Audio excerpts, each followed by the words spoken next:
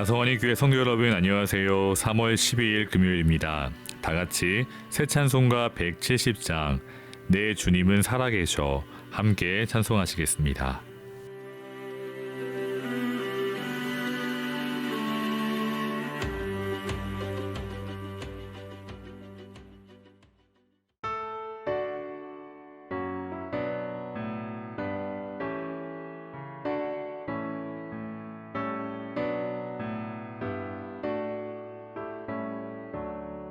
내 주님은 살아계셔 날 지켜주시니 그 큰 사랑 인하여서 나 자유 얻었네. 나의 주님 내 소망 되신 주 항상 나와 함께 하셔 곧 다시 오시리.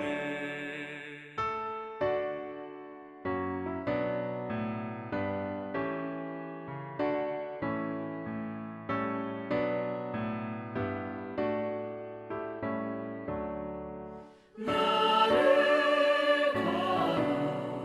거룩하게 하려 주 너를 부르니 주의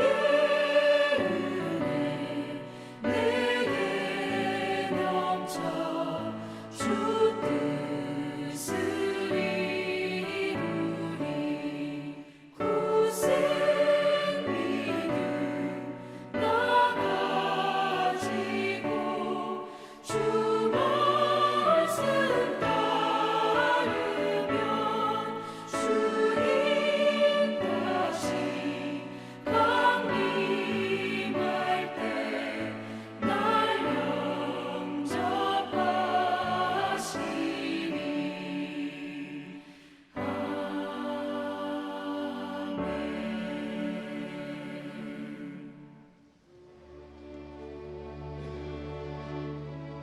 아멘. 오늘 함께 나눌 말씀은 마태복음 22장 23절에서 33절입니다. 부활이 없다 하는 사두개인들이 그날 예수께 와서 물어 이르되 선생님이여 모세가 일렀으되 사람이 만일 자식이 없어 죽으면 그 동생이 그 아내에게 장가들어 형을 위하여 상속자를 세울지니라 하였나이다. 우리 중에 7형제가 있었는데 마지가 장가들었다가 죽어 상속자가 없으므로 그 아내를 그 동생에게 물려주고 그 둘째와 셋째로 7째까지 그렇게 하다가 최후에 그 여자도 죽었나이다. 그런즉 그들이 다 그를 추하였으니 부활 때에 7 중에 누구의 아내가 되리이까? 예수께서 대답하여 이르시되 너희가 성경도 하나님의 능력도 알지 못하는 고로 오해하였도다. 부활 때에는 장가도 아니가고 시집도 아니가고 하늘에 있는 천사들과 같으니라. 죽은 자의 부활을 논할진대 하나님이 너희에게 말씀하신 바 나는 아브라함의 하나님이요 이삭의 하나님이요 야곱의 하나님이로다 하신 것을 읽어보지 못하였느냐. 하나님은 죽은 자의 하나님이 아니요 살아있는 자의 하나님이시니라 하시니 무리가 듣고 그의 가르침에 놀라더라. 아멘. 23절 말씀을 보시면 부활이 없다 하는 사두개인들이 그날 예수님께 와서 질문하고 있습니다. 여기에서 그날은 바리새인들이 예수님을 찾아와 가이사에게 세금을 바치는 것이 옳습니까? 그렇지 않습니까?를 질문한 날입니다.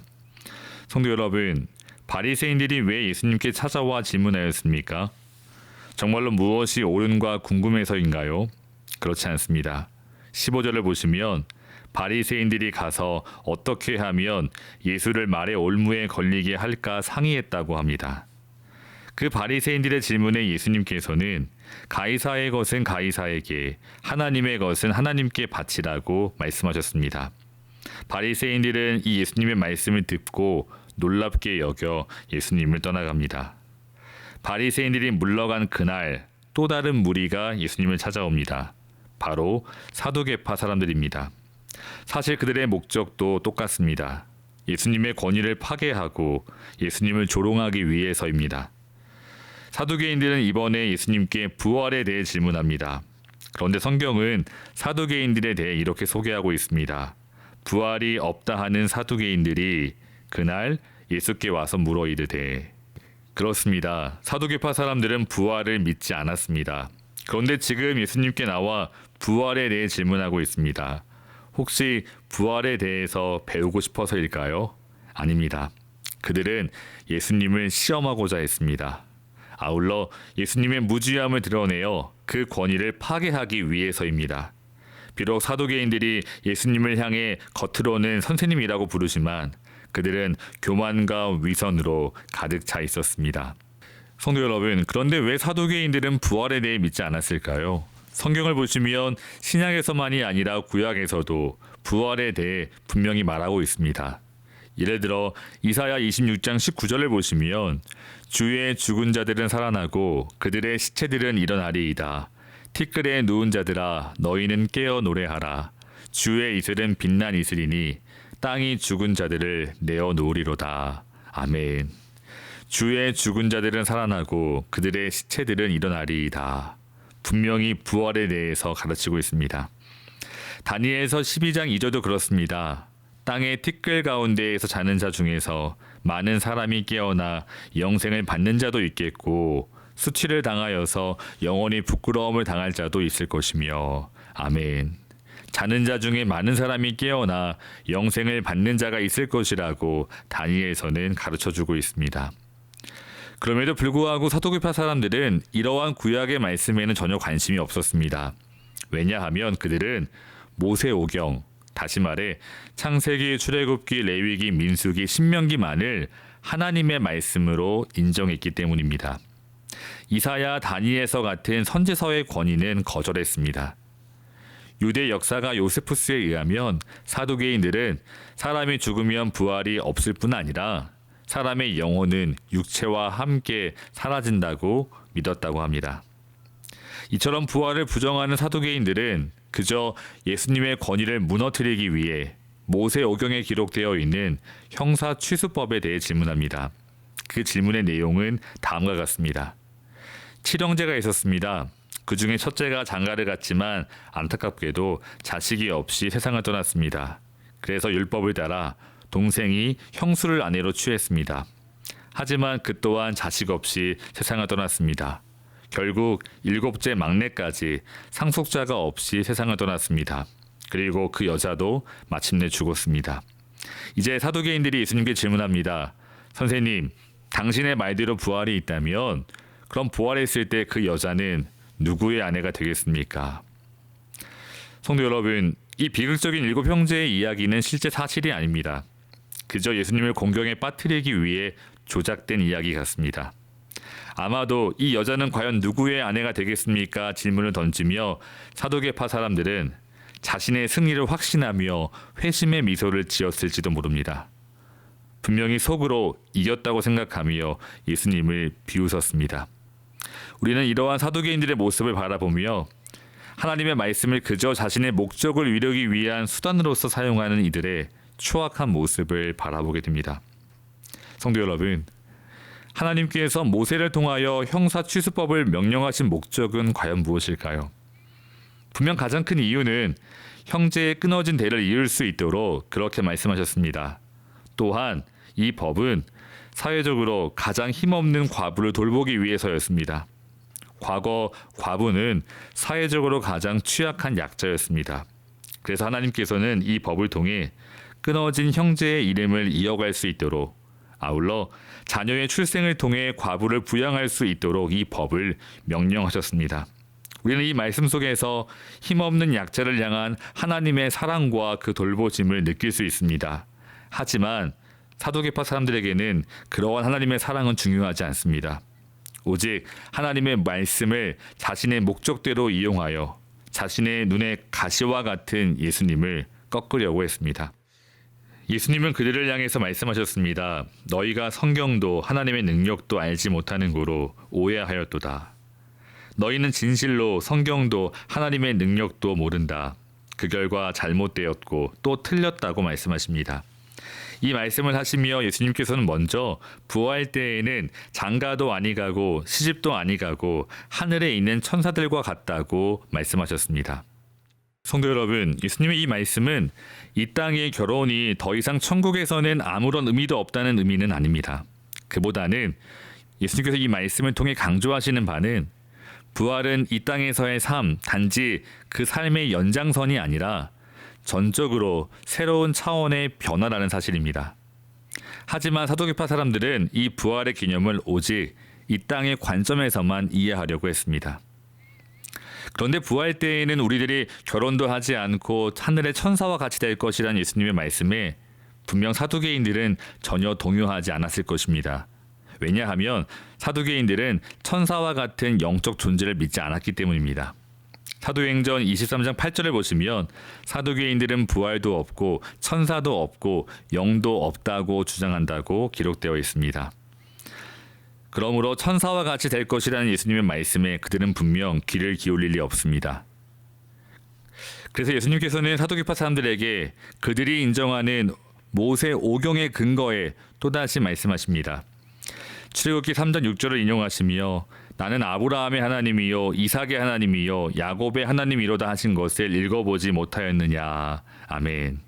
하나님은 죽은 자의 하나님이 아니요 살아있는 자의 하나님이시라고 말씀하십니다. 성도 여러분, 아시는 바와 같이 하나님께서 모세에게 나타나 말씀하실 때 아브라함, 이삭, 야곱은 이미 오래전에 죽었습니다. 그런데 하나님께서는 내가 아브라함의, 이삭의, 그리고 야곱의 하나님이었다고 말씀하지 않으시고 내가 아브라함의 하나님이고 이삭의 하나님이며 그리고 야곱의 하나님이라고 말씀하십니다. 하나님은 죽은 자의 하나님이 아니라 살아있는 자의 하나님이심을 말씀하시며 다시 말해 지금도 아브라함, 이삭, 야곱이 살아있음을 말씀해 주셨습니다. 이 말씀 앞에 33절 무리는 듣고 그의 가르침에 놀랐다고 기록되어 있습니다. 그런데 여기에서 정작 사두개파 사람들은 어떤 모습을 보였는지 알 수 없습니다. 그들은 분명 예수님의 말씀을 깨닫지 못한 것 같습니다. 그들은 끝까지 부활을 거부했습니다. 부활을 믿지 않았습니다. 성도 여러분, 부활을 믿지 않고 부활을 거부하는 이 사두개파 사람들은 과연 어떤 모습이었을까요? 여러 기록에 의하면 사두개파 사람들은 누구보다도 더 세속적이고 또한 쾌락적이었다고 합니다. 강대국 로마의 착부터 그저 자신의 안위를 누리며 호의호식하는 것 외에는 관심이 없었습니다. 현세의 탐욕에 물들어 비록 정치적인 영향력을 갖기는 했지만 이스라엘 백성조차도 사두개파 사람들은 존경하지 않았다고 합니다. 성도 여러분, 여러분께서는 부활을 믿고 계신가요? 오늘날 점점 많은 현대인들이 부활을 믿지 않습니다. 그 결과 오늘날 이 사회는 점점 더 세속적으로 탐욕적으로 변해갑니다. 그저 쾌락에 물들어 살아갑니다. 하지만 성도 여러분, 결코 이 땅에서의 삶은 영원하지 않습니다. 잠시 있다 사라지는 안개와 같고 또 이슬과 같습니다. 그러므로 우리 나성안이 교회 모든 교우들께서는 오직 진리 되시는 우리 주 예수 그리스도를 바라보시고 주께서 우리에게 주신 부활의 소망을 단단히 붙잡고 살아가시기를 주님의 이름으로 축원합니다. 다 같이 기도하겠습니다. 사랑하는 하나님, 이 세상은 결코 영원하지 않습니다. 우리의 생명도 영원하지 않습니다. 하지만 우리에게는 부활의 소망이 있습니다. 빛나는 부활의 첫 열매가 되신 우리 주 예수 그리스도와 같이 우리도 부활하게 될 것을 믿습니다. 그 부활의 소망을 가지고 오늘도 우리 주 예수 그리스도만을 바라보며 믿음으로 살아갈 수 있도록 인도해 주시옵소서. 예수님의 이름으로 기도합니다. 아멘. 사랑하는 성도 여러분, 오늘도 주 안에서 승리하시기를 주님의 이름으로 축원합니다. 감사합니다.